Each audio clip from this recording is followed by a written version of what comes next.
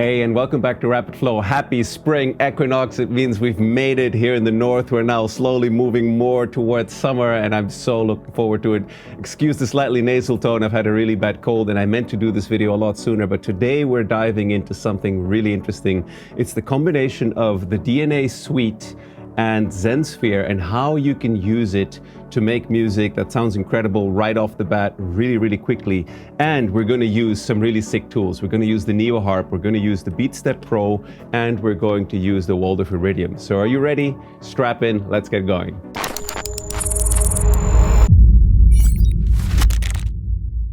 Okay, so this little chord pattern that I have going on now is being triggered by a MIDI clip already, but I want to show you how I made it because I used the Neoharp for this, and it's such a cool tool. So this is the Neoharp. This is still like a pre-production unit. Huge shout out to Alex who sent this to me.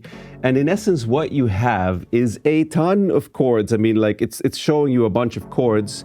And whenever you're playing one of those chords, you can also play the accompanying notes in that scale. But I mostly just love it to trigger the chords at the moment, although I'm just starting to dive into it. So for this clip, I'm using, to me, what looks like, let's have a look. Let's bring up the clip and actually have a look that I am really going to use the same chords because I really like the vibe of this. Okay, so here you go. That all lines up. So that's definitely the first chord. Then I used, no, that's not it. That's it. That's the second chord. So what is it? F minor sharp, E. Then I think I went to that, correct? That is D. And then the little high note here is B minor. Okay, so that's what we're going to be playing. It's this here, this here, this here. And it's such a cool educational tool because definitely these are chords that I wouldn't easily grab. So it's teaching me really cool new notes for my music that I'm super grateful for, that we have tools like this in this day and age. So let me record in this MIDI clip and give you an idea of what it sounds like and actually how easy it is to do cool chord structures with this stuff.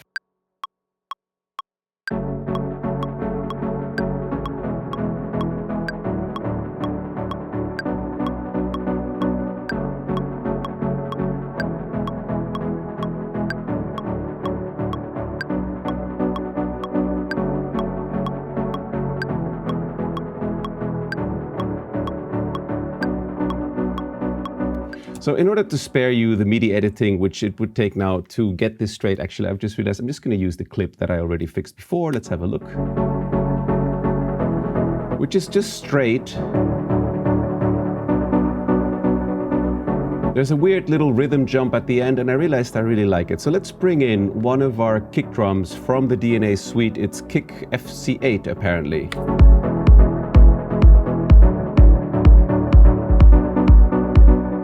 And if you're wondering, I did this little thing where there's a little skip. I just really like to give it a little bit of drive, but it's repeating in an irregular patterns. And I've done a very small little nifty trick, which is I've put a filter on the kick, which when the kind of lower note plays doesn't get opened fully. Cool. What else do we have? We have a snare in here. All of these snares and kicks are, by the way, part of the workflow. They're preloaded. So the snare I like to use a lot recently is this clap 808. And maybe for this case, there's, oh, that's not the camera I wanted. There's maybe a little bit too much delay. I want it a little bit just kind of cleaner. And there's dedicated stuff here for like reverb, yeah. Oh yeah, that's nice. Okay, let's bring in the hi-hat. The hi-hat is coming out of Microtonic. There is a backup for this if you don't own Microtonic. I want a little bit more... no, that was really nice, but I want a little bit more presence on this hi-hat. Maybe like that. Let's bring in a little, no, the highs I like. Let's bring it a little, let's make it a bit louder. Yeah, that's it. Cool.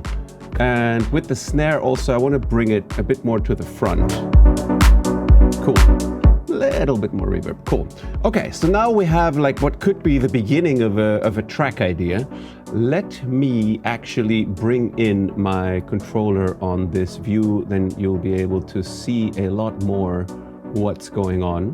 A very important part of this whole workflow, I'm going to just like lower this a bit so it doesn't do our heads in, is that I only have right now basically 4 Zensphere instruments loaded, and the sound that we're using now is this Zensphere instance that I showed you just before. I'm going to put this controller so it doesn't get in our way. I'm going to maybe put it down here for now. How about that?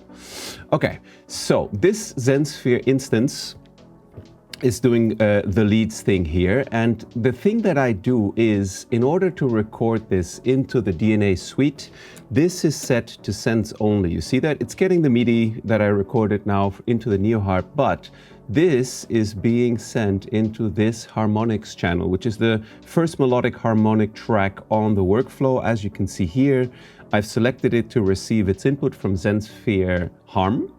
I'm going to bring this fader all the way at the top and check it against my kick. Let's take the hi-hat out for a bit. It's a little bit loud. So what I'll do now is I'll use this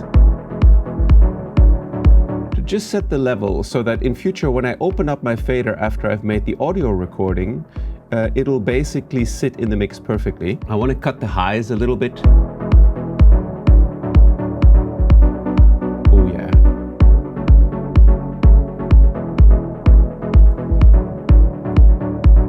Close the filter a bit. This feels like it could use a little bit of limiting. Just squeeze it a bit, like that maybe, yeah. And now we can bring up its overall level. I just wanted to make this a little bit more compact. Yeah, that when the filter's closed,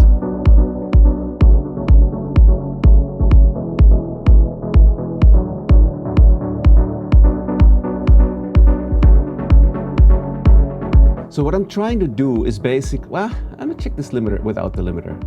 No, it loses a lot. Let's leave the limiter off. I'm gonna keep my options open. I will record this with filter sweeps, but I don't want to limit it already on the way in because I'm not 100% sure if this is gonna work. And now this is it. This is where we get going with this way of working, is we're now gonna immediately record this into audio, into the right track on the workflow.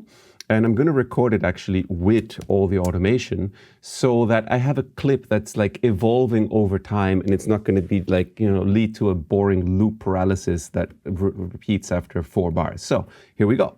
And I'm going to tweak the synths cutoff filter. So the audio I'm processing is actually going to be with the filter sweeps.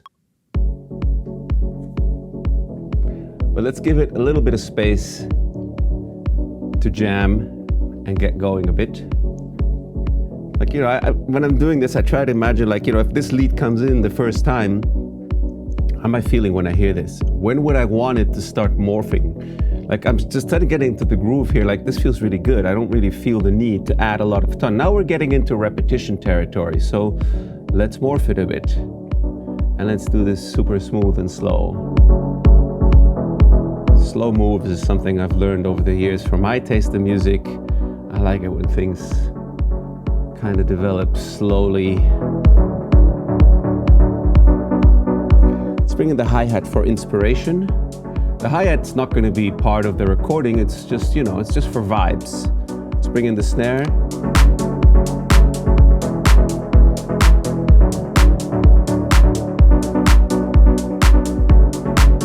So we're coming to the top of the travel of the filter. I want a bit more. I want some of the envelope to open.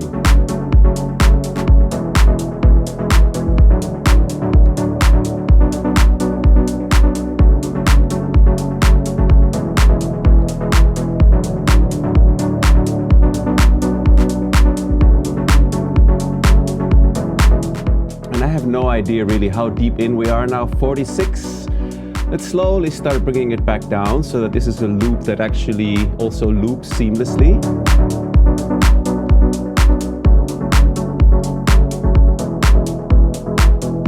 That feels like it's going to be good. And there's our loop.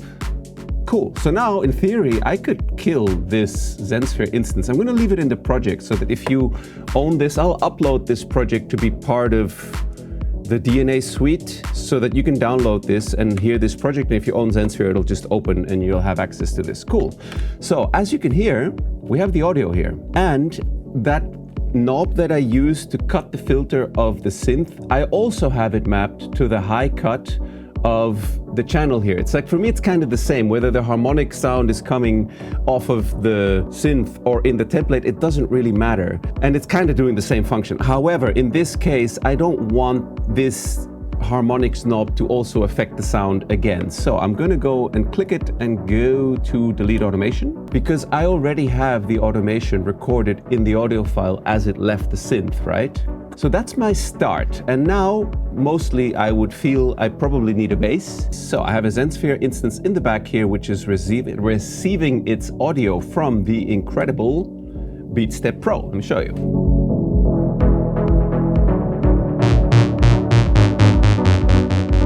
There we go.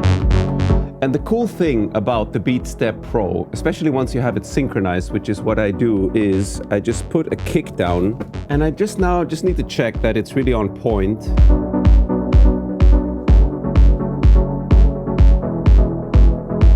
Close enough. Okay, cool. And now basically I can just very easily dump some MIDI notes in here, and I very often do this just by randomization.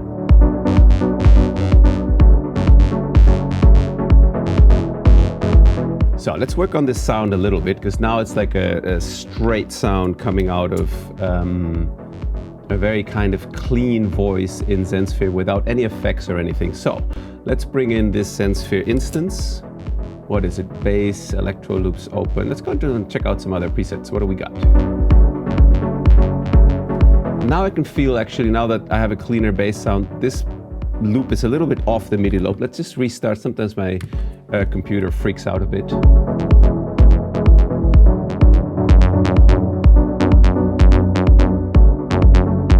It's cool, but it's a little bit out of tune. Doesn't surprise me, because I know this was recorded off an MFB Synth Pro, which is a little bit all over the place sometimes.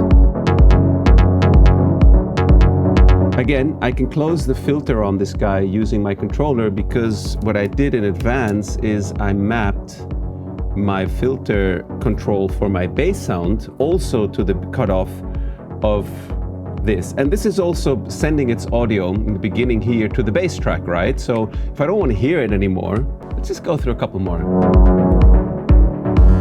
Like when you find the one that clicks, you'll know. It always just goes, ah, yeah, that's the one. Ooh. Dang, I like that. Let's quickly do a quick test, what would sound like an octave lower. Oh, damn. Okay, let's put a little bit of filter envelope on this.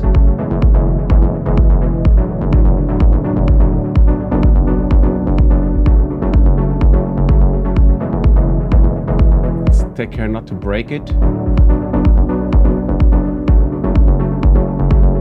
Yeah, that's good. Does this need a delay?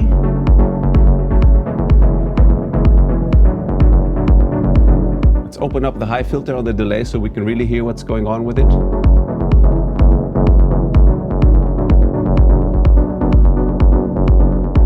That's kind of cool, isn't it?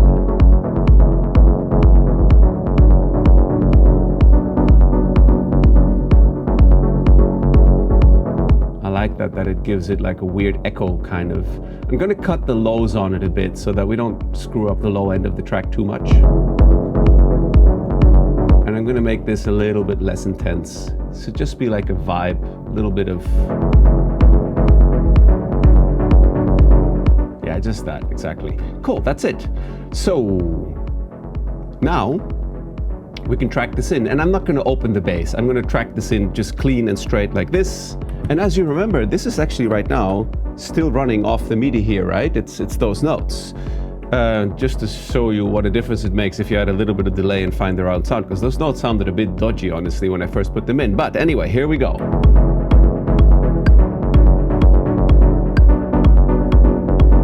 So there's our first bass loop option, but you know, since we're on the case here with the BeatStep Pro, and since making bass lines with it is so fast and fun, let's try another one.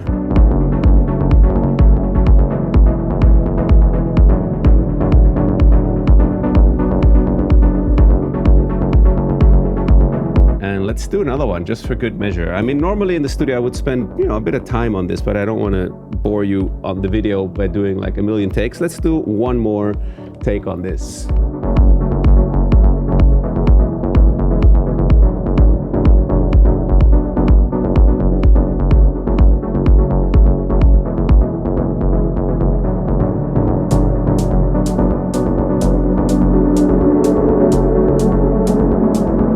Track it. I am liking this one.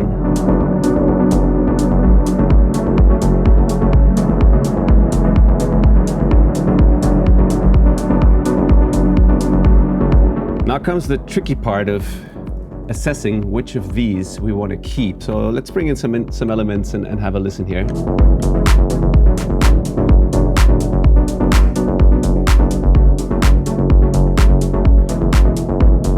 Open up our harmonic sound. Okay, let's have a listen.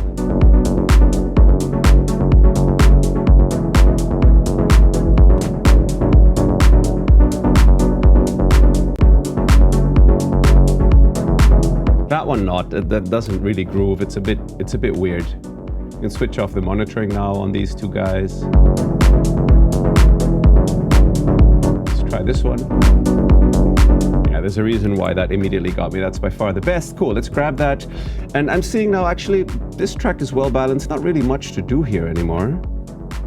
If I want this snare to not be quite as upfront, but I don't want to lose high frequencies, I can just select them all and of course lower the velocity a bit.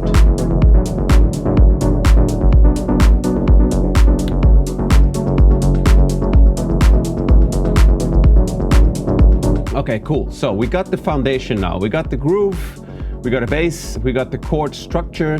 Let's do a pad. As you can see here, there's a pad fader set up. And this, as you probably guessed, is coming off of a pad synth, a Zensphere that I've dedicated now to pads, and it's getting its MIDI from the Neoharp also. So let me just take some of these things down here a bit just to spare your ears a bit. What I'm going to do is play those same notes on the Neoharp that I've had before to add like some part options for the pad. But of course, first we need to find a pad sound that we really love. So.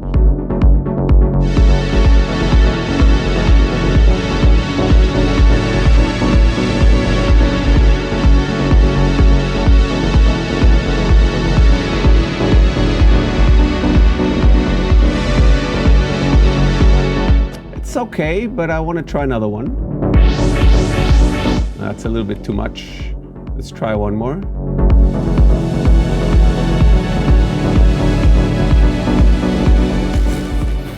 There's a reason why I named that pad that way. Every time I get to it, I'm like, yep, that will do.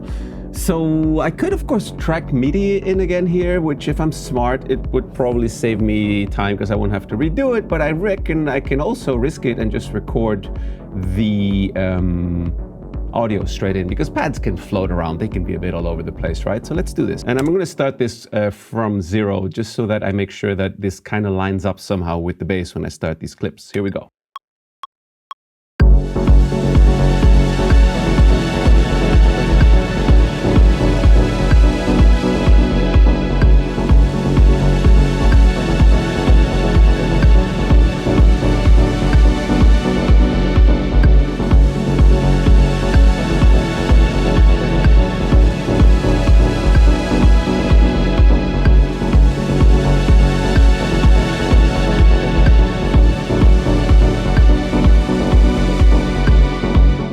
So that was not that tricky, really, especially with this beautiful, beautiful machine. By the way, if you're wondering, I also have the, what should we call it, the Orchid. So far, I have to, they're different. I like this better. To be honest, I like the Neoharp better. Because it's just like, this is like, there's no headache. It's just like, there's no modifiers and stuff. And like, you can always very quickly find cool chords. Plus, being able to play stuff on top of it, which I haven't even used yet in scale, is sick. The The Orchid is cool to move around and have it in your lap, kind of with the little speakers and stuff. Although this does have an iPhone app, or generally an app where you can also play sounds from it. But they're kind of different. I think this is really more like a production tool in my taste. And the Orchid is more like you can play around with it and have fun with it. And of course, you can do similar stuff, but I just find this is more straightforward and somehow more powerful. Okay, so I'm gonna now clean up this loop by removing that last little bit there. Let's have a listen. Let's put a bit of sidechain on it. The fact that not that much is happening gives me the impression my key is not running. This is what triggers the sidechain. There we go. Now we got the sidechain. Damn, that's kind of good. I don't really think I want to touch that much. No, that's awesome. Like when things like this happen, when it's just like awesome immediately, just leave it. I should probably save this file.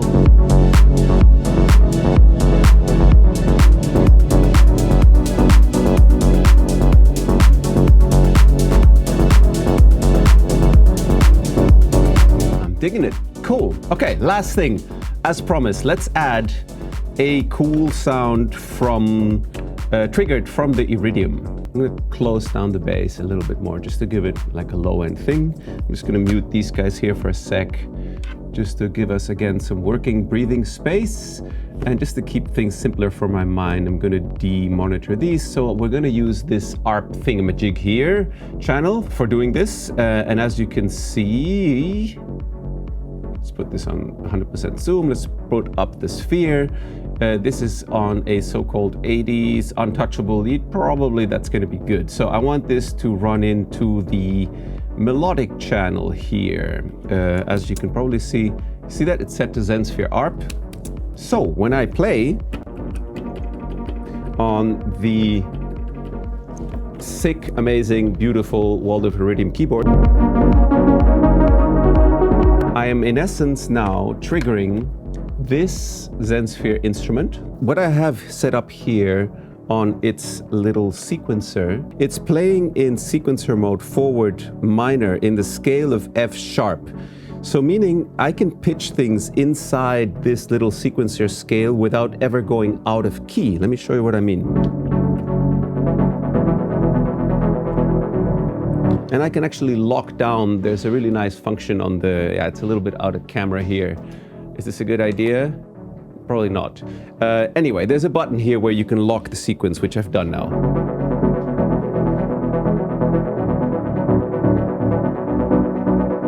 I think this will get muddy. I'm going to go an octave up.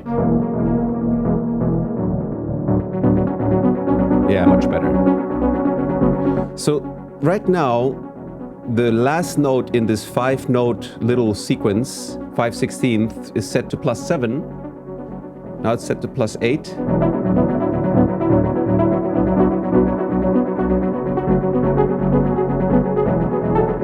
So you see, it's like I can just kind of move around the notes on that without having to worry about messing up my stuff coming off of Zensphere. So let's have a listen how this sounds with this little melody sound. And yeah, it does have a bit too much delay, and the delay has a bit too much low end.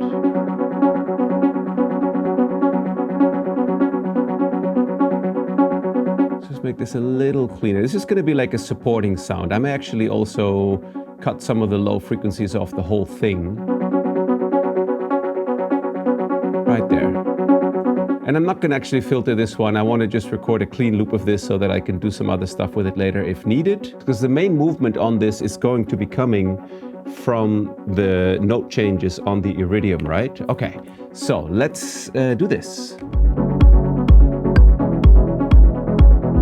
2, 3, 4, 5, 6, 7, 8. Okay, so we're tracking.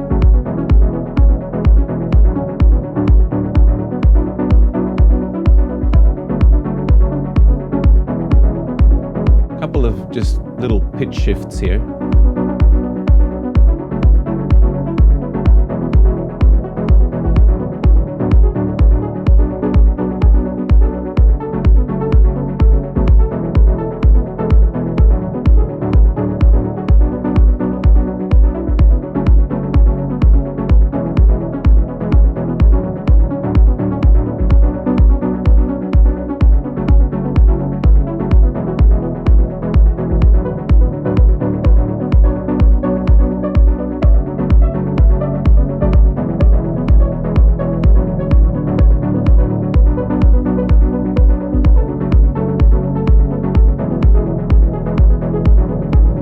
Okay, that's a good loop. So now I could basically get rid of all these Zensphere instances, because now we don't really need to open Zensphere anymore.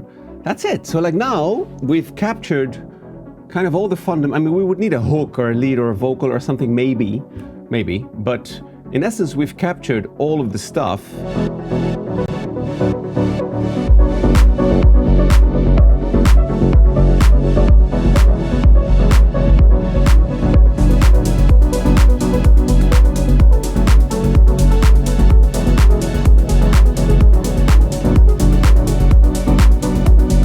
So the one thing I will say that I would like to have on this track is I want this reverb to do some cosmic stuff. So I'm going to use my cosmic sidechained reverb. So the reverb's also sidechained. All of this stuff is pre-programmed on the DNA Suite. So we keep the movement. That kind of does it for me now. So now we need to find what is the thing that this track is going to start with? What's it about? Because we're now also going to do a first raw, damn, that sounds pretty good, raw sequence. And actually right now we're running the pad and the melody. Sounds cool to me. So this is what we're going to use now in arrange mode to create an arrangement in real time. So bear with me, let's do this. It's not that hard. I'm just going to take this down a bit. What I want to do is create somehow an interesting acoustic space with the DJ channel effects. How this track could open, that will do for demo purposes. And let's do this. Let's record in a first sequence idea.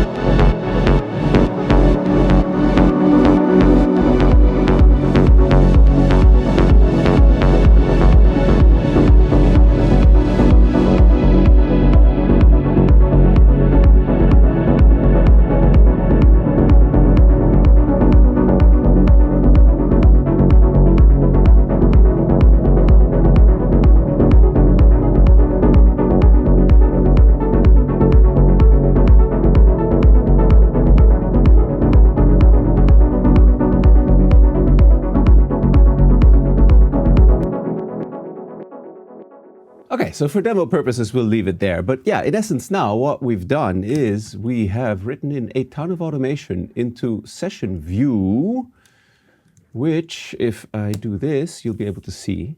And we've just created the track sequence now in real time, or like a first sketch for it. You know, let's be fair. I mean, you know, this needs a little bit of refining, but let's have a listen.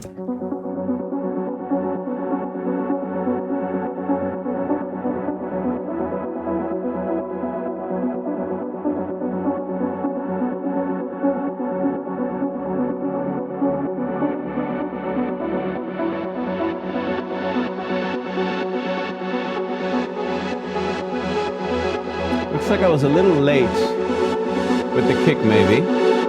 Maybe it just works. No, it works. Feels good.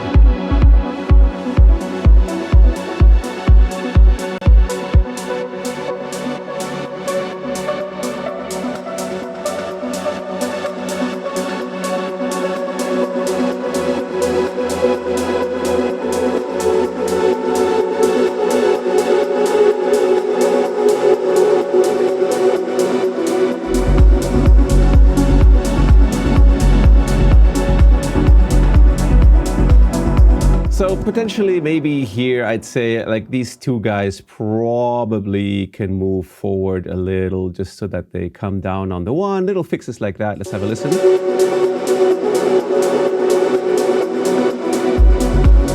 Yeah, the kick is still not quite on the money. Let's move this guy up a little bit more. Can I? It's Ableton's funny grid thing is doing my head in a bit here. Come on, Ableton, work with me. Here we go. Okay, let's try this again.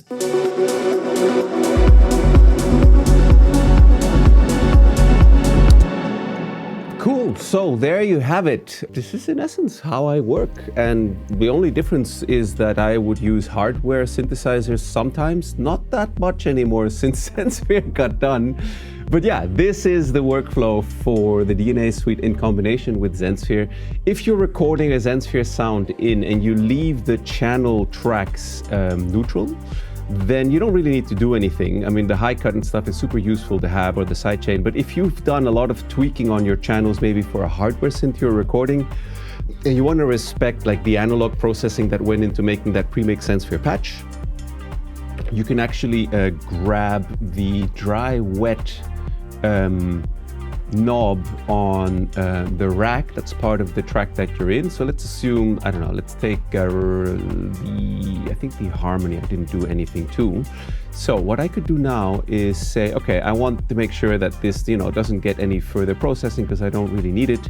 So I can just move this rack quickly here. I can go into the clip, go to my envelope, and you see that RF harmony strip dry wet. This is the one. Yeah, you see?